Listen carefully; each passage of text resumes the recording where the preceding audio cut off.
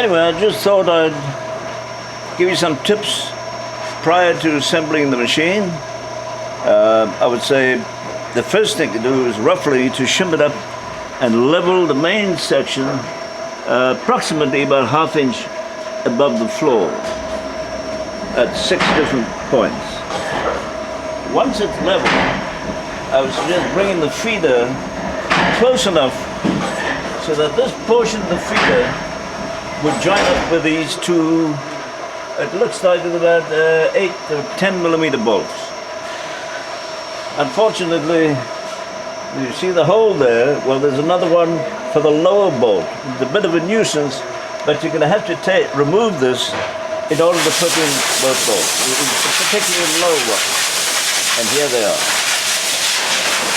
I had to go through the whole rigmarole of removing the instrument panel and removing this panel in order to remove that bolt in order to move the feeder backwards.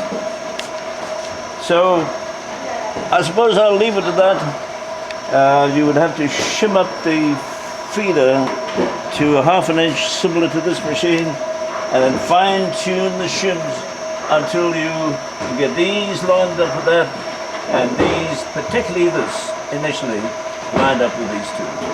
And these are the bolts, which are put in as well, and of course the spacers, which are leaving position. Another bit tip whilst I'm on this side of the machine is that on the operator side is the alignment of the sprockets for the drive chain of the paper feeder. I would recommend lowering your eyes to about this level and looking at the opposite side of the machine. I'll go around and point it out to you.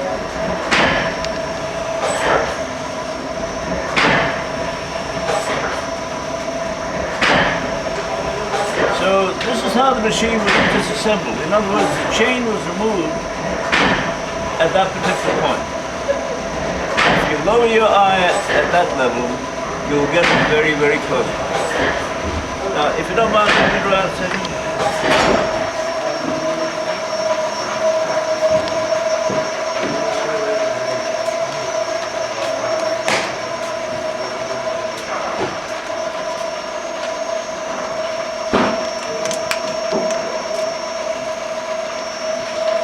I'd recommend that prior to installing this chain, that you line up this sprocket, as you can see, and this sprocket. That has to be vertical, and this. Now, unfortunately, you may have to loosen this tensioner in order to get one of these bolts in, particularly the top one. I'll put them in for shipment. But definitely, if you line these up, line that up, and this one, and put on the chain, and then give it some tension, you should be all right.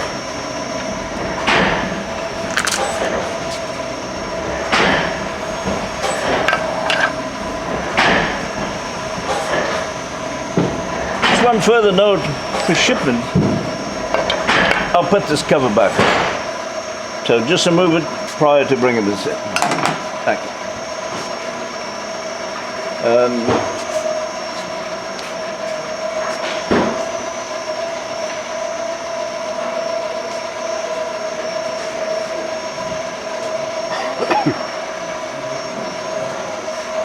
What do you feel I should say about the wiring?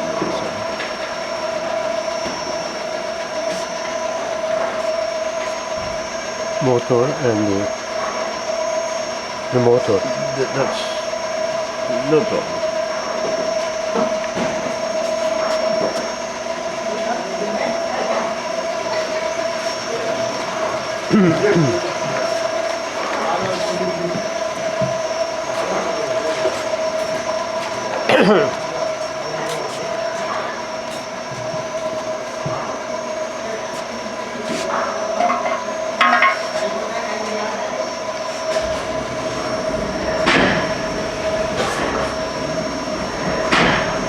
Here the motor is shown after being loosened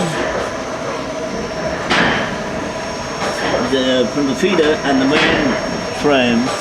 and move back approximately 12 inches up, 12 inches to 13 inches.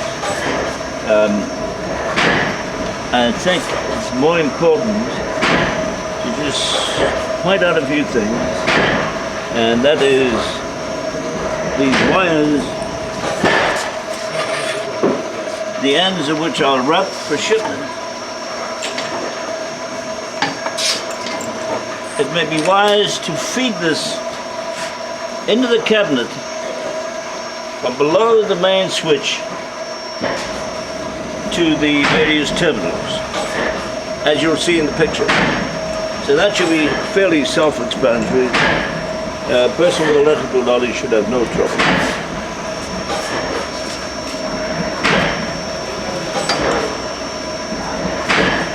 The only other extra voltage requirement will be for the lighting system, 110 volts.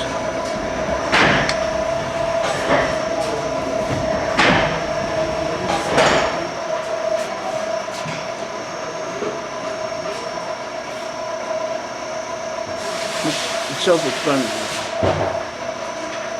Wiring. You don't need. I said to bring him in this side, under the panel. Connection with the panel.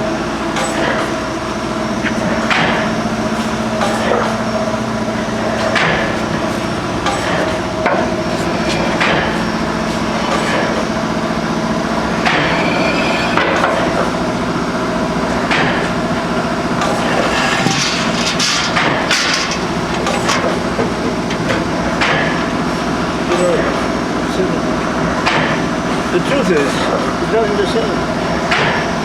Once the wires are brought in here, the rest is self.